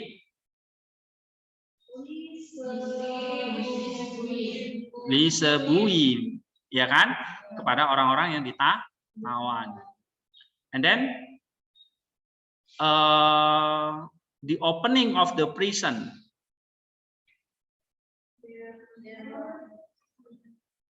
Apa? Ya, the road itu artinya pembebasan penjara atau pembukaan penjara ya. Jadi penjara itu kayak dibebaskan. Oke? Okay? Of the prison ya. Lalu di situ kadang to those who are bound. Baru ini to those who are bound itu artinya apa? Pada mereka yang terkurung, yaitu velasurim ya. Velasurim itu artinya kepada mereka yang terkurung ya. Opening itu di belakangnya ya. Oke, orang-orang yang terkurung atau sekarang dilepaskan dari penjara. Jadi ini satu nubuat sudah jelas ya.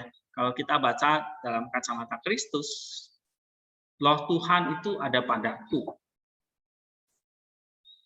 Ya, sehingga Tuhan itu mengurapi aku. Ini menunjukkan siapa nih?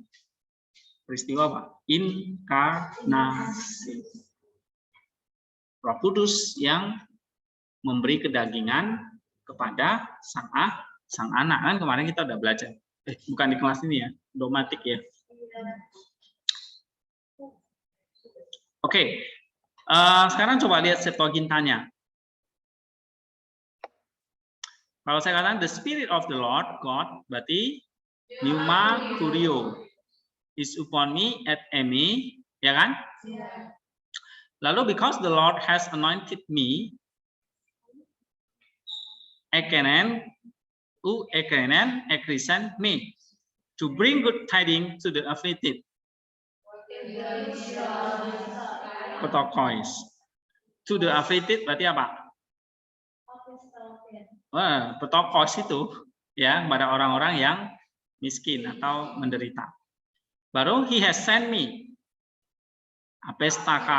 Apestauken me, ya kan? To bind up the broken heart.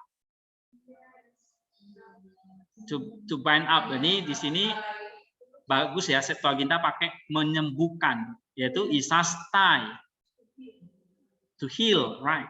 Lalu the broken heart, artinya orang-orang yang remuk hati tadi itu tus sun tepri menus ya, te kardia. Nah lihat tuh, te kardia hatinya ya. And then to proclaim liberty.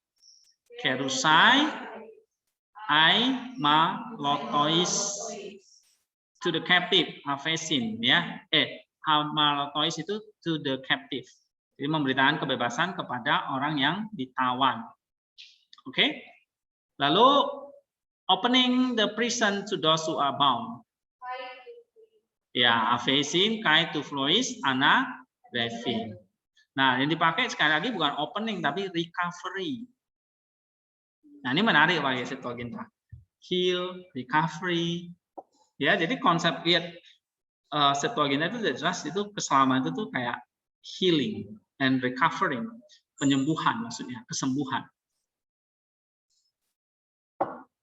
Ya, inkarnasi itu untuk apa? Supaya Injil itu menyampaikan Injil itu atau kabar baik itu kepada orang-orang yang sengsara, menyembuhkan orang yang remuk hati, ya, membebaskan mereka yang ditawan, dan recovery penglihatan mereka. Di sini dikatakan two voice, buta, berarti diberikan apa? Anablevin.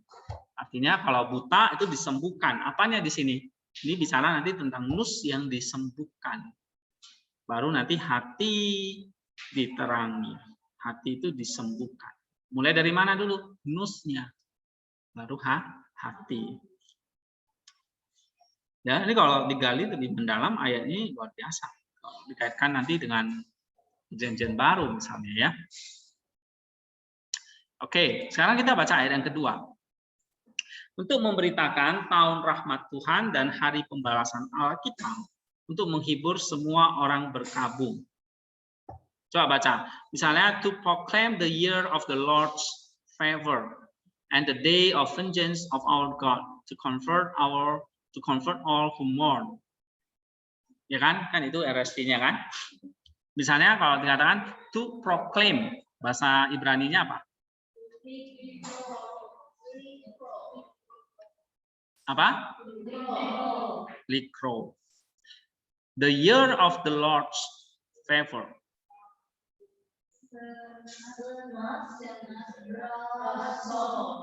Iya. The Lord-nya mana? La Yehovah. At the day of vengeance. Dan hari pembalasan. Fayom, nakam. Ya. And then of our God, berarti nu, ya, pakai maskulin plural di situ. And then to comfort all who mourn, menghibur mereka yang berkabung. Ya sisanya itu lena, hem, kal, ya, kal a belim. Oke, sekarang lihat. Kalau kita lihat Septuaginta ya, di situ kalesai memanggil ya kan, call atau proclaim. Eniaton kurio. Artinya apa? Tahun Tuhan. Dekton yang rahmatni ya, yang acceptable. Dan hari Antapodeseos, hari pembalasan. Vengeance, ya kan? Of our God. Jadi, ada Tuhan yang merahmatkan, memberikan kesembuhan, tapi juga ada pembalasan dari Allah. Ya kan? Ada pembalasan, tapi juga ada penghiburan ini. Apa kata penghiburan di situ? Parakalesai. Ini kata penghiburannya. Parakalesai, parakaleo, penolong, penghibur. Nah, ini kan menunjukkan kepada Kristus dan Roh Kudus. Kepada mereka siapa? Pentuntas, mereka yang sedang berkabung. Nah, ingat, yang berduka cita dia akan apa? Dihibur. Berbahagialah orang yang berduka cita karena dia itu, lihat tuh. Karena Allah kita adalah Parakalesa itu. Tapi sisi lain dia adalah Allah yang bagaimana nih? Antapodeseos, yang membalaskan. Oke. Nah, saya lihat, saya tulis begini ya, secara spiritual meaning-nya. Ini contohnya ya. Nah, Tuhan Yesus itu membaca nubuat ini di awal-awal karya keselamatannya. Sewaktu dia beribadah di rumah ibadat orang Yahudi atau sinagog di Nazaret pada waktu itu. Ya, coba kita baca kitab Lukas 4 ayat 16 sampai 21. Coba satu orang bacakan.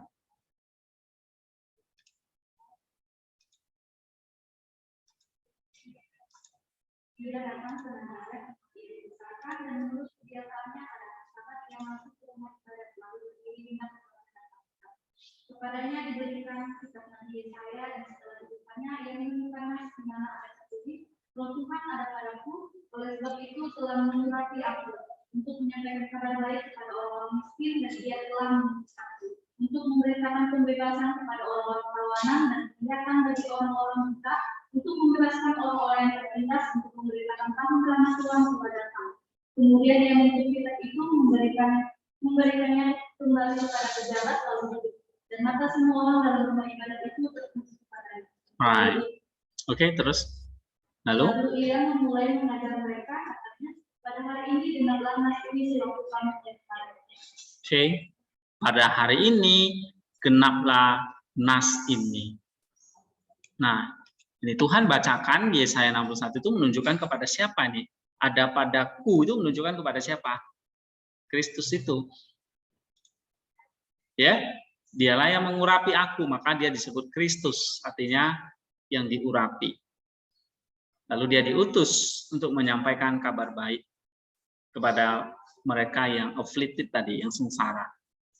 Lalu menyembuhkan mereka yang remuk hati. Ya. Nah, ini kayak kita lihat orang Samaria yang baik hati gitu ya, dirampok lalu dia menolong orang Samaria yang baik hati yang menolong perampok gitu, yang remuk hati, yang hancur. Lalu dia memberitakan pembebasan, ya kan, dari tawanan, dari kurungan penjara. Ya, dia memberikan apa? Tadi rahmatnya, yang kesembuhan tadi.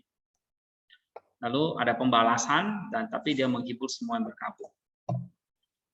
Ya, nah pada saat itu Tuhan katakan dalam Lukas ayat 21 tadi, pada hari ini genaplah nas ini. Ya, nah ini salah satu nubuat yang paling gelap bagi para ahli Taurat dan imam Yahudi.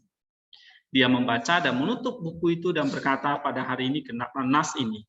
Tapi tidak ada satupun dari orang-orang Yahudi di situ yang sejak berabad-abad ya berani menyentuh nubuat ini dan tidak ada yang tahu kepada siapa nubuat ini ditujukan. Lalu Yesus mengatakan, pada hari ini genaplah nas ini.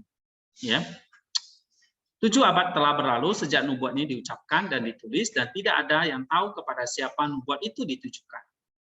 Dan ketika orang itu, maksudnya Kristus ya, datang kepada siapa nubuat ini ditujukan, dia membacanya dan menerapkannya untuk dirinya. Ya, nah Yesus baca tentang nubuat Yesaya, lalu dia baca ini loh, yang sudah dijanjikan 7 abad lamanya. Tapi orang-orang Yahudi itu nggak tahu ini Yesaya 61 ini ditujukan kepada siapa. Ya, nah Tuhan sendiri baca dan mengatakan ini aku. Tuhan yang membenarkan nabinya dan menampakkan dirinya kepada dunia. Lalu sekarang kita lihat, Roh Tuhan Allah ada padaku. Ya. Nah, ini artinya apa? Ini kalian perlu tafsirkan. Ini contoh ya. Roh Tuhan ada padaku. Mengapa dia berbicara demikian sementara dia sendiri setara dengan Roh seperti dia dengan Bapa?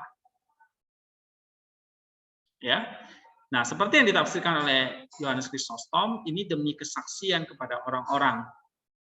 Dia tidak mengatakan kasih karunia Roh ada padaku, karena kasih karunia Roh ada pada orang-orang yang setia. Tapi dia nggak mengatakan anugerah Allah ada padaku, tapi Roh Allah itu hinggap padaku atau berdiam di dalam aku. Bukan anugerahnya gitu loh. Tapi anugerahnya itu untuk siapa? Untuk orang-orang, bukan untuk dia gitu. Ya, karena dia sendiri yang sumber anugerah itu kan. Ya, karena kasih karunia Roh ada pada orang-orang yang setia pada Roh itu sendiri, ada padanya seperti yang dinyatakan di Sungai Yordan. Roh adalah saksi bagi anak, dan anak tidak pernah tanpa Roh untuk sesaat saja. Itu dia maksudnya. Jadi mulai di dalam kekekalan, di dalam inkarnasi, di dalam pelayanan, selalu dia bersama dengan Roh. Dan Roh itu bersaksi pada waktu Yesus itu dibaptis, ya. Tuhan Yesus sering menyebut Bapa dan Roh Kudus pertama-tama karena kasih yang tidak terbatas kepada Bapa dan Roh, dan kasih selalu menganggap dirinya milik orang lain, dan kedua demi pengajaran kepada orang-orang yang sombong agar mereka tidak mementingkan diri mereka sendiri melainkan kepada orang lain. tetapi menghormati orang lain, setara dengan diri mereka sendiri. Semua hal lain dikatakan dalam nubuat yang luar biasa ini, Tuhan menggenapi dengan karya-karya ajaibnya, kata demi kata. Dia datang terutama untuk mewartakan belas kasih Allah kepada manusia, tetapi pada saat yang sama untuk menyatakan penghakiman yang mengerikan kepada mereka yang akan membenci dan menolak belas kasihan itu. Ya, nah ini adalah penglihatan Yesaya, anak Amos, nabi Allah, nabi yang benar. Oke, jadi dari sini kamu lihat ya, kata Roh Tuhan ada padaku. Ini ditafsirkan apa?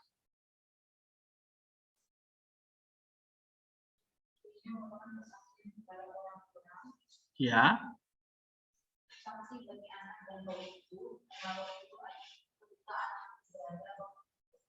Right. Ya.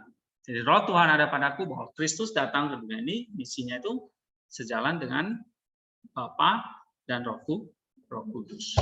Jadi karya keselamatan itu ya memang karya Allah Tritunggal itu. Nah, jadi bukan hanya Kristus, tapi Kristus diutus Bapa di dalam Roh Kudus. Ya. Apalagi yang kalian tangkap di sini? Tentang saksi tadi. Roh adalah saksi bagi anak, dan anak tidak pernah tanpa roh untuk sesaat saja. Ya, nah di dalam hukum Taurat kesaksian seorang itu benar kalau dijamin oleh dua orang saksi yang lain, benar nggak? Nah Tuhan itu benar, dia jalan dan kebenaran karena ada kesaksian dari Roh dan Bapa. Pada saat kapan? Pada saat pembaptisan misalnya. Ya. Oke, ada lagi? Nah ini contoh ya, misalnya kalau kalian mencari spiritual meaning-nya ya, ini ada sih banyak contoh lain. Misalnya kita bahas yang ini sekarang.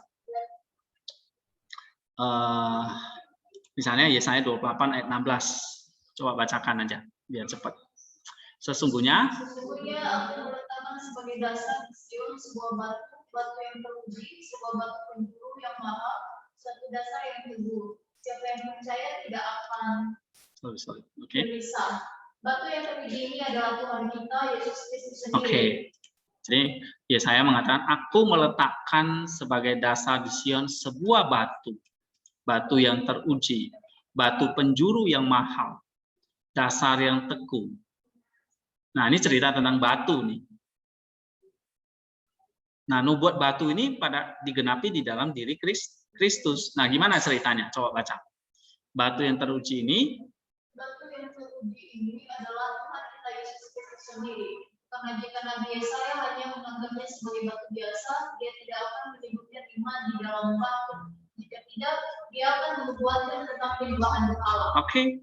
Jadi kalau ini cuma hanya batu biasa, ini jadi penyembahan berhala nanti. Nyembah batu jadinya kan.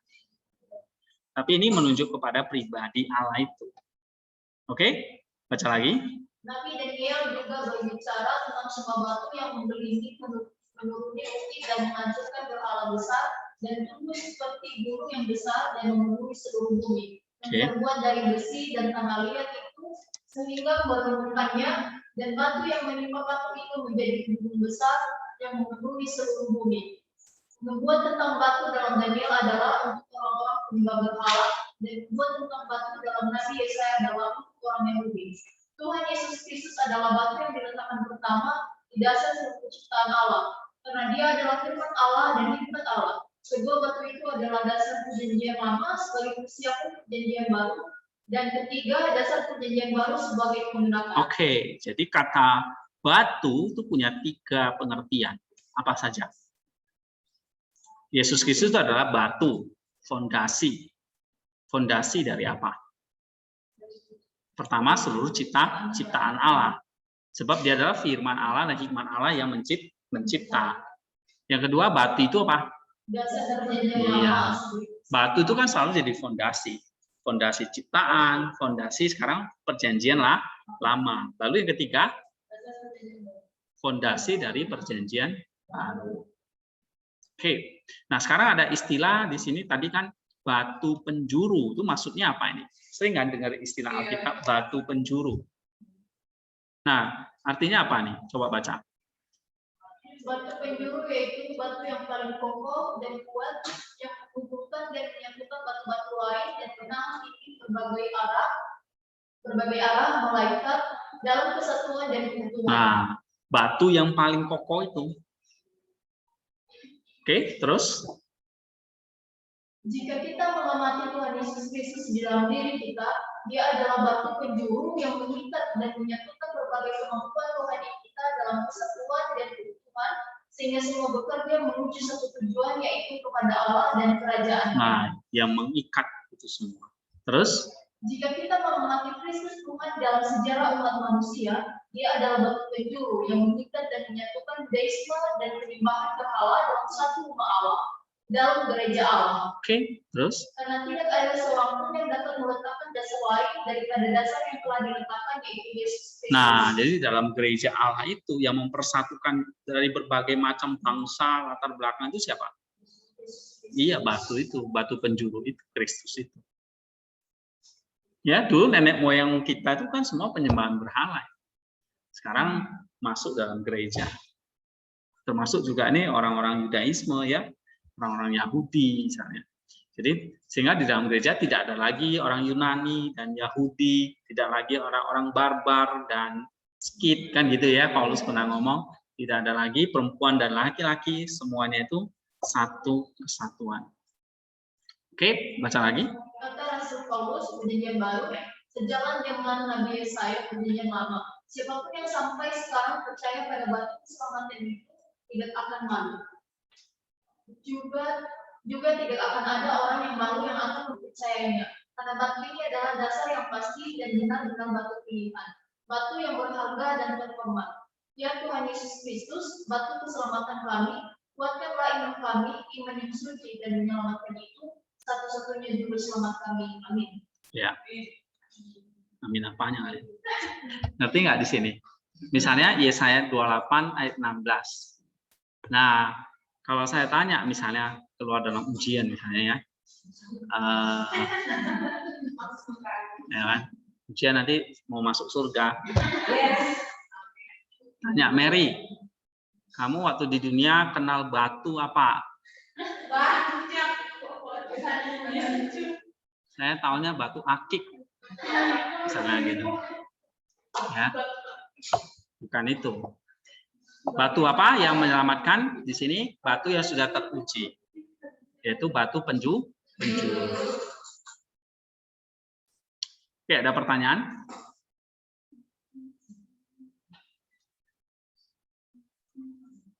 Kalau enggak kita baca satu ini lagi ya. Habis itu kita break. Yesaya 11 ayat 2 baca. Roh Tuhan akan ada padanya, roh hikmat dan pengertian, roh nasihat dan keperkasaan, roh pengenalan dan takut akan Tuhan. Roh Kudus Allah tidak terpisah dari Bapa dan juga tidak terpisah dari Anak. Bapa juga tidak terpisah dari Anak dan Roh, dan Anak juga tidak terpisah dari Bapa dan Roh Kudus. Oke, coba kamu perhatikan di sini. Roh Tuhan ada padanya. Tadi sama kayak Yesaya 61 kan?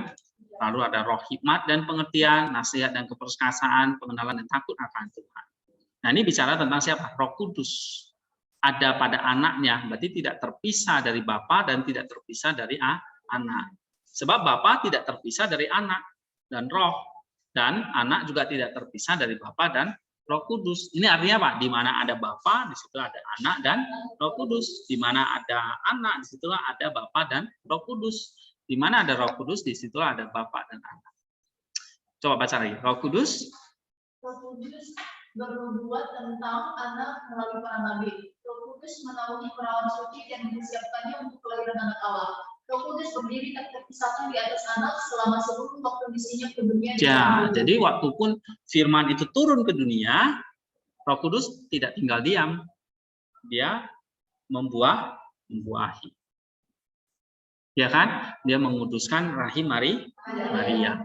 Itu roh dengan anak nggak bisa terpisah. Lalu? Roh hikmat, roh adalah misi rahasia surgawi. Roh pemahaman, roh adalah pemahaman tentang ikatan dunia yang terlihat dan tidak terlihat. Okay. Roh penasihat, roh adalah pemisahan yang baik dari yang jahat. Roh kekuatan, roh adalah otoritas atas alam yang diciptakan.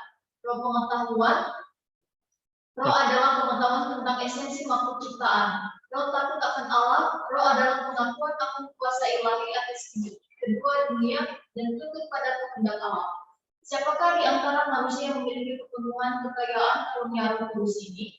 Hanya Tuhan Yesus Kristus. Namun sedemikian, Roh Kudus memberikan karunia-karunia-Nya kepada manusia. Namun seluruh kepenuhan yang terbagi dari karunia-karunia-Nya bersinar di dalam Anak Allah. Mengapa Tuhan Yesus perlu memiliki rasa takut akan Allah ketika Dia sendiri adalah Allah?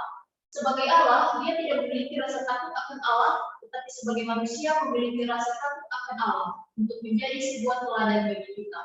Sama seperti Dia berkuasa, berjaga-jaga dan bekerja sebagai manusia demi mengajar manusia. Demikian pula Dia takut akan Allah sebagai manusia demi mengajar manusia. Apa yang lebih bisa menyembuhkan manusia yang terinfeksi dosa selain takut akan Allah? Dia sebagai orang yang sehat harus mengambil sendiri obat dosa agar Dia dapat memberikan kita obat untuk meminumnya. Bukankah orang tua melakukan hal yang sama dengan anak sakit yang takut minum obat yang diresepkan? Ya Allah Tritunggal, yang di hadiratnya semua penghuni surga sujud menyanyikan nyanyian pujian yang menakjubkan. Kudus, kudus, kudus, Tuhan Sabaoth, Tuhan penguasa.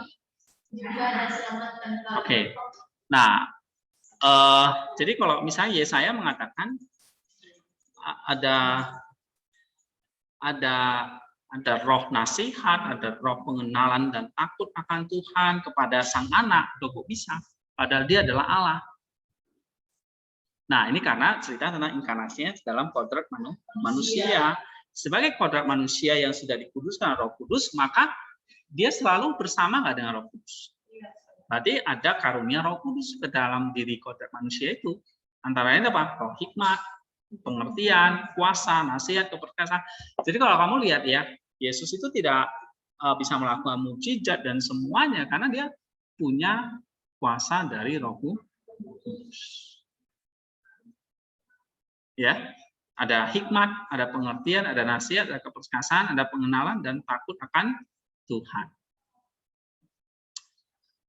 Oke. Ya. Kita akan break 10 menit ya. Lalu kita akan masuk satu tentang ini ya. Mungkin saya ambil tentang Pentakosta. Habis itu kita selesai. Oke?